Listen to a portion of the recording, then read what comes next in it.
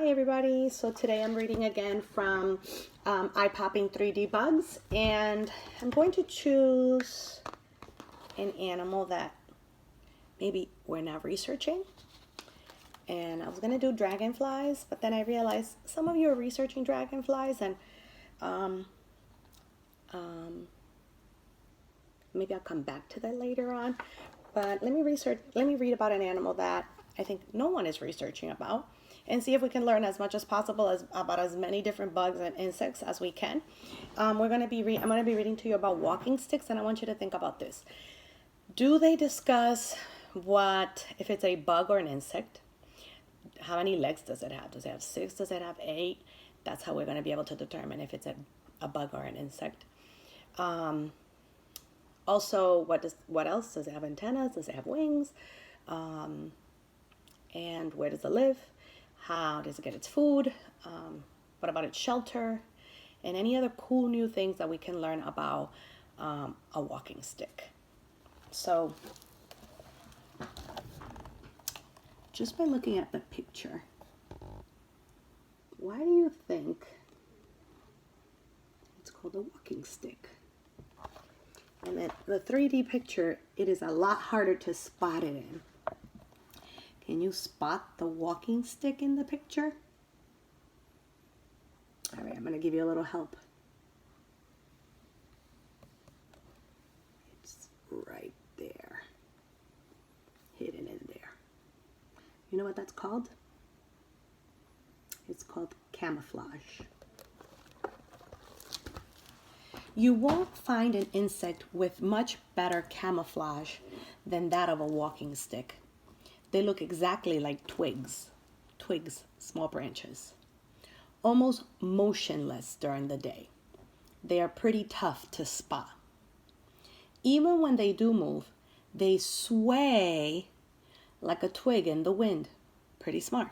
This is what sway looks like.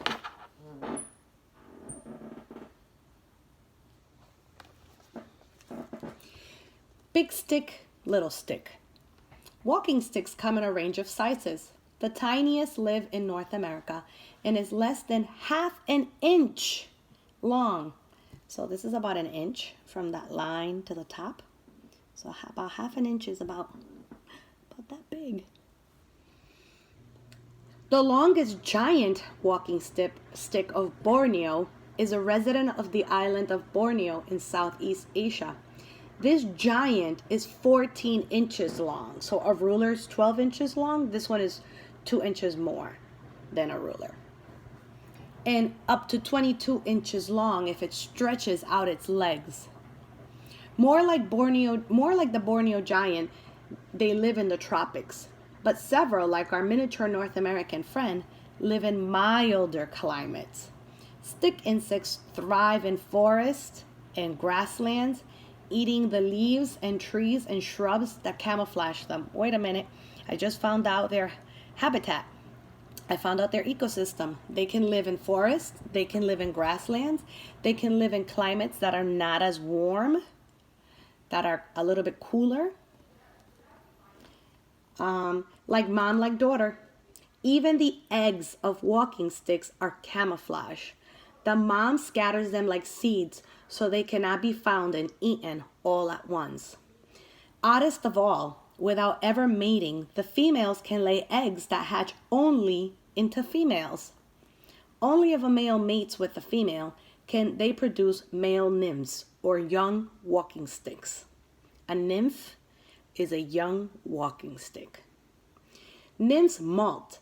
That means that they shed their exoskeletons many times while growing. The nymph is easy prey right after molting because before its new exoskeleton hardens. The nymph will make a meal of the cast off skin, removing the evidence and getting much needed nutrients as well. So we just figured out what they eat. When they molt, when their exoskeleton falls out to make room for the new one, they eat their exoskeleton. Can you imagine eating your own skin? No, not really. Bag of defense tricks. Many walking sticks have other defenses besides camouflage. Some emit a foul-smelling liquid. Emit, that means that they shoot out a bad smell. Any other animals that we know that do that? Skunks. And some beetles, remember? My class, we read about them. Some use their spine-covered legs to rake their attackers, often drawing blood. Then there's always the reliable playing dead. A stick insect can shed a limb in an effort to get away. That means it will break off one of its legs to make pretend it's dead, but then look how cool. A stick can regenerate or regrow during the next molt, another leg. Whatever limb fell off, it will regrow. Some walking sticks can actually change color, like a chameleon, to avoid or deter predators. Eat or be eaten. Walking sticks generally live for 3 years in the wild. That is, if birds, reptiles, spiders, or primates don't eat them first. Bats are the most successful predator for stick insects. Dark is no obstacle. Bats use their keen hearing. That means their very good sense of hearing. Walking sticks eat and move around at night. Their tiniest sounds just enough for the bat to hear it. If it weren't for bats, stick insects would rule the world. That means that there would be so many. This walking stick, though mostly brown to blend in, sports vividly colored wings. Though hardly large enough for flying, its wings may help the insect confuse a predator for a quick flash of color. So wait a minute. It has 1, 2, 3, 4, 5, 6 legs. It has tiny wings. And it has antenna. This is definitely a bug. As pets, these Vietnamese walking sticks have so many babies and no predators that they overrun their enclosure. And unless you live in Vietnam, you can't release these critters outside. They could outcompete native insects, reducing or eliminating the population.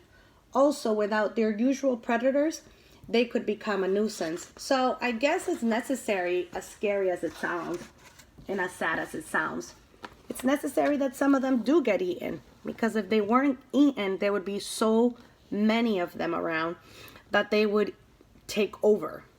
So it's necessary that other predators eat them because they multiply pretty fast. And if they do not get eaten, there would be too many of them around, taking over the natural habitat. So we talked about what its body was. We talked about its habitat. We talked about what it ate. What do you think it eats when it's fully grown?